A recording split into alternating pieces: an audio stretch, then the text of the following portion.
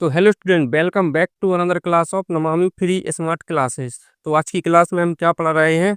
प्रश्नावली 2.2, कक्षा नौवीं, विषय गणित। ठीक है। तो जिनने पिछली प्रश्नावली नहीं देखी हो और इसका इंट्रोडक्शन ना देखा हो तो कृपया करके पिछली वीडियो पर क्लिक करके आप आसानी से देख सकते हैं। ठीक है, वो देख लोगे तो ये ज़्यादा अच्छे समझ में आएगा। ठीक, तो ज़्यादा हम देरी ना करते हुए सीधे क्वेश्चन पर आते हैं। हमें पहला क्वेश्चन क्या दिया हुआ है? निम्नलिखित पर बहुपद 5x ऋण 1 ऋण 4x वर्ग धन 3 के मान ज्ञात कीजिए। मतलब क्या है इसका? और देखो फिर एक दिया है x बराबर 0, x बराबर ऋण 1 और x बराबर 2। देखो भाई साहब, एक समीकरण दिया हुआ है, उनने बोला है कि निम्नलिखित पर, मतलब जो नीचे दिए हैं इन पर इस समीकरण का मान ज्ञात कीजिए। उनने हमें x की वैल्यू दी है, वो x की वैल्यू x की जगह रख देना है, कुछ नहीं करना है। देखिए कैसे। ठीक है, तो हमें समीकरण क्या दिया है? 5x ऋण 4x वर्ग धन 3। तो हम क्या करेंगे, यहाँ पर हमें समीकरण दिया है 5x ऋण 4x वर्ग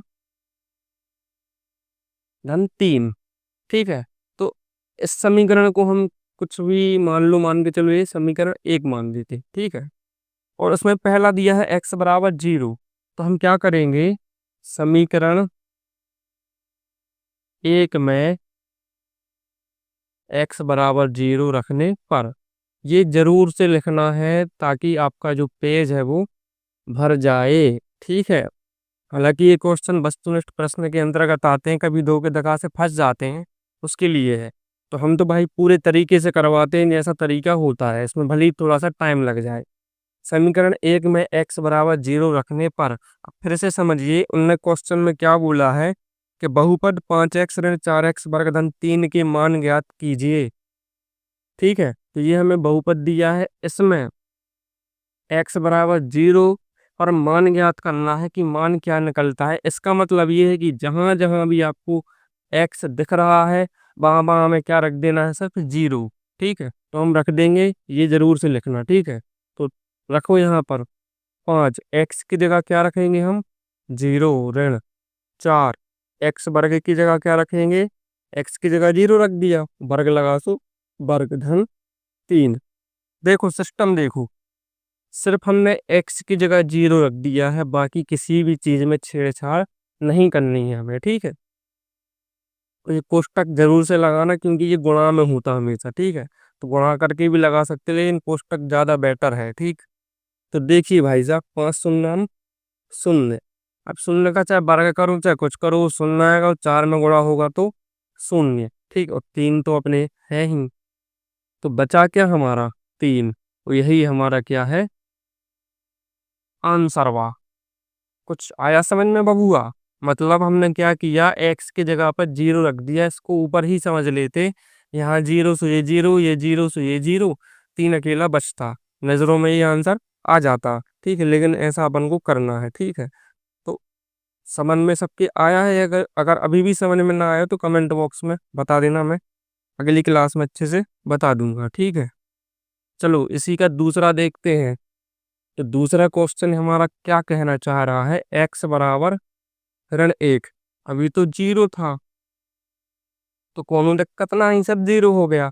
अब हमें क्या रखना है? x की जगह पर ऋण 1 रखना है बबुआ। ठीक है, तो कुछ नहीं, ऋण 1 रख दो, घबराने का नहीं। दवाई हमने पिछली क्लास में बताई थी, घबराओ तो दवाई क्या है। कुछ नहीं किया अपन ने, x की जगह ऋण 1 रख दिया, बाकी कोई छेड़छाड़ हमें नहीं करनी है। ठीक है, सिर्फ x की जगह हमने ऋण 1 को रख दिया है, ज्यों का त्यों, एज इट इज। ओके, ठीक। देखो, अब हमें क्या करना है बबुआ? इसका इसमें अब गुणा करना है। तो 5 का 1 में गुणा करो तो 5 एकम 5। अब थोड़ा जब ऋण आए तो थोड़ा अलर्ट हो जाया करो, कहीं भी क्वेश्चन में धन धन हो फ्रीली करो, कोई दिक्कत नहीं। ठीक, कहीं धोखे से क्वेश्चन में ऋण नाम की चीज दिख गई, थोड़ा अलर्ट हो जाओ, अपने दिमाग पर जोर डालो, जितनी भी ऋण के संबंधित चीजें होती हैं उनको थोड़ा याद कर लो। ठीक, तो ऋण के संबंधित चीज यहाँ क्या है कि ये भाई साहब धन का है, काय का है? धन का। और जब धन का ऋण में गुणा होता है तो गुणा तो पहले कर लो, 5 एकम 5, और धन ऋण का भी गुणा होता है तो धन और ऋण का क्या हो जाएगा, ऋण। ठीक है, अब पहले यहाँ वर्ग करेंगे तो ये ऋण के 4 जो है ज्यों का त्यों। ठीक है, ऋण के 1 का वर्ग। एक यहाँ मैं ट्रिक बताने जा रहा हूँ, हमेशा याद रखना, कोई भी ऋण की संख्या हो, कोई भी ऋण की संख्या हो, ठीक है, याद रखना, बहुत इंपॉर्टेंट चीज बता रहा हूँ। कोई भी ऋणात्मक संख्या हो, यदि इसके ऊपर सम संख्या की घात है, किसकी घात है, सम संख्या की घात है, तो इसका आंसर हमेशा ही धन में आएगा। कुछ नहीं करना, 2 दूनी 4। ठीक है, चलो सम संख्या की घात हम रख देते हैं 4 की, तो 2 दूनी 4 दूनी 8 दूनी 16। ठीक, धन के ही बाहर निकलेंगे। याद रखना, किसी भी ऋणात्मक संख्या के ऊपर यदि सम संख्या की घात है, सम विषम तो जानते हो, सम संख्या क्या होती है, 2 4 6 8 डैश डैश, और विषम 1 3 5 7, ये तो जानते हो। ठीक है, तो भाई साहब आंख बंद करके यदि किसी भी ऋणात्मक संख्या के ऊपर सम संख्या की घात हो तो वो हमेशा बाहर धन का ही निकलने वाला है। लेकिन अगर इसी ऋणात्मक के ऊपर यदि कोई भी विषम संख्या की घात हो, 3 की घात है, तो ये 2 दूनी 4 दूनी 8 आएगा, लेकिन हमेशा काय का आएगा, ऋण का ही आएगा। ये बबुआ याद रखना। अब मान के चलो इसके ऊपर 21 की घात है, इसकी 21 की, आंख बंद करके तुम्हें पता है कि काय का आएगा, ऋण, क्योंकि 21 क्या है, विषम संख्या है। इसके ऊपर अब 100 की घात है, कितने की, 100 की, तो आंख बंद करके बताना कि आंसर धन का आएगा, क्योंकि 100 क्या है, एक सम संख्या है। तो इतने में मुझे लगता है समझ में आ गया होगा। यहाँ देखो ऋणात्मक है एक, और वर्ग लगा है, तो हमेशा एक का वर्ग तो एक ही होता है, लेकिन सम संख्या की घात है तो वो धनात्मक ही बाहर निकलेगा। यहाँ पर है अपना 3, ऋण के 5 है, देखो 4 एकम 4, हर ऋण है, हर गुणा होगा, ऋण धन का ऋण, धन के यहाँ पर क्या है, 3, जो ऋण के होते हैं दोनों वो जुड़ जाते हैं। तो जिनको ये अभी भी समझ में नहीं आ रहा हो कि मैं क्या कर रहा हूँ, तो यहाँ प्लेलिस्ट में जाओ, बेसिक मैथ की क्लास पर जाओ और पूरी क्लास देख मारो, उसमें सब सॉल्यूशन आपको मिल जाएगा। ठीक है, तो जो दोनों ऋण के होते हैं वो हमेशा जुड़ जाते हैं, तो 5 और 4 9, सो हो जाएंगे ऋण के 9, और यहाँ पर क्या है, धन का 3। ठीक, अब देखो धन और ऋण के होते हैं वो हमेशा घटते हैं, तो 9 में से 3 गए, कितने बचेंगे, 6। लेकिन चिन्ह, चिन्ह हमेशा बड़ी संख्या का आता है, काय का, बड़ी संख्या, तो ऋण के 6। या तो समान चिन्ह में हमेशा जोड़ना है और असमान चिन्हों में हमेशा घटाना है। ये मैं लिख देता हूँ यहाँ, यदि समान चिन्ह हो, क्या हो, समान चिन्ह हो, तो हमेशा हमें जोड़ना है, और वहीं अगर असमान चिन्ह हो, कैसे हो, असमान चिन्ह हो तो हमेशा घटाना है। देखो समान चिन्ह थे, ऋण के 5 ऋण के 4, तो हमने क्या कर दिया, जोड़ दिया। बस इनमें याद हमेशा एक चीज रखना है कि जो चिन्ह आएगा वो बड़ी संख्या का, काय का आएगा चिन्ह,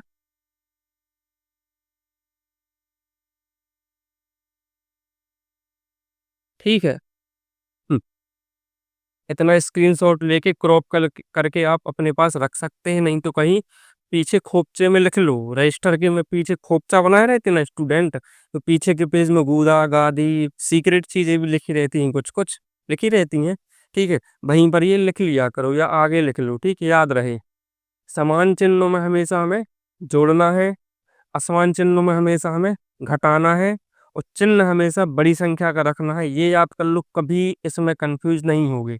समान चिन्ह थे दोनों, हमने जोड़ दिया, 9 आ गया। ठीक है, ये 3 ज्यों करते हो। असमान चिन्ह है, ये ऋण का है, ये धन का है, तो असमान चिन्हों में हम घटाते हैं, तो इसको मैंने घटा दिया, लेकिन चिन्ह हमेशा बड़ी संख्या का। इसमें 5 बड़े थे तो ऋण का, जब समान चिन्ह हो तो ऋण का ही आएगा, छोड़ो, क्योंकि दोनों ऋण के हैं। ठीक है, असमान चिन्हों में घट तो गया, लेकिन चिन्ह देखो, 9 काय का है, 9 3 में बड़े क्या है, 9, और 9 काय का है, ऋण का, तो ऋण का चिन्ह आ गया, और यही हमारा क्या हो जाएगा, बबुआ, आंसर। वाह, ठीक है, समझ में आई गल, वाह। तो ये हमारा आंसर हो गया। अब तीसरा क्वेश्चन इसका क्या है, x बराबर 2। जल्दी से फटाफट स्क्रीनशॉट लेना हो, स्क्रीनशॉट जो करना है करो, तो जल्दी से करो। तो अब बढ़ते हैं हम अपने तीसरे क्वेश्चन की तरफ।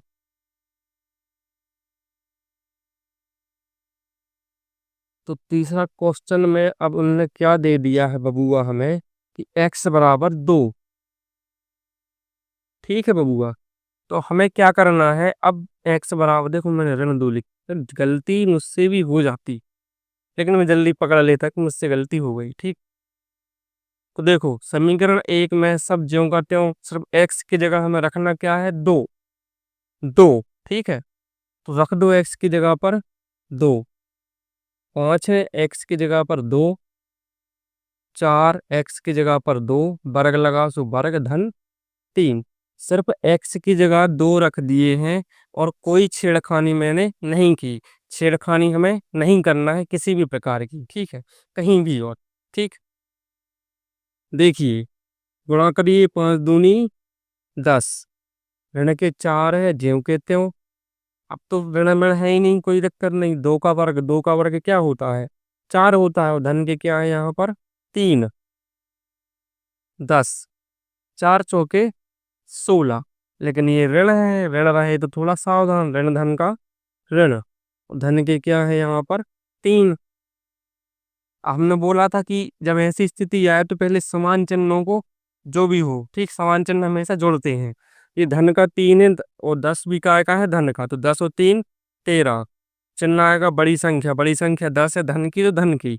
अब दोनों धन के हो तो धन आते हैं, दोनों ऋण के हो तो ऋण ही आता है, ठीक है। और बचा क्या अपने पास, 16।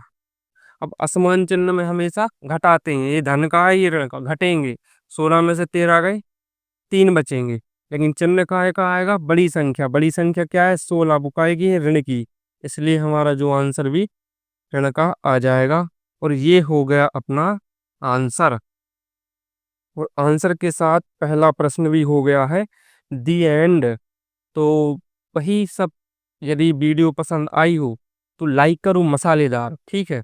और जो नए व्यक्ति देख रहे हो, नए स्टूडेंट जुड़ रहे हैं, वो सब्सक्राइब कर दो, ताकि आपके पास जो अगली वीडियो है ना, वो झट्टे से खटाक से आ जाए। वैसे टाइम पे वीडियो डल जाती है, कोनो दिक्कत उसमें ना ही है, ठीक है। फिर भी सब्सक्राइब कर दो, जो बेल आइकन है ना, उसको भी प्रेस कर लिया करो, और अच्छा मतलब रहता है स्वास्थ्य के लिए, वो भी सही है। तो इसी के साथ हम दूसरा क्वेश्चन जो है वो करेंगे अगली क्लास में। तो मिलते हैं हम अगली क्लास में, तब तक के लिए बाय।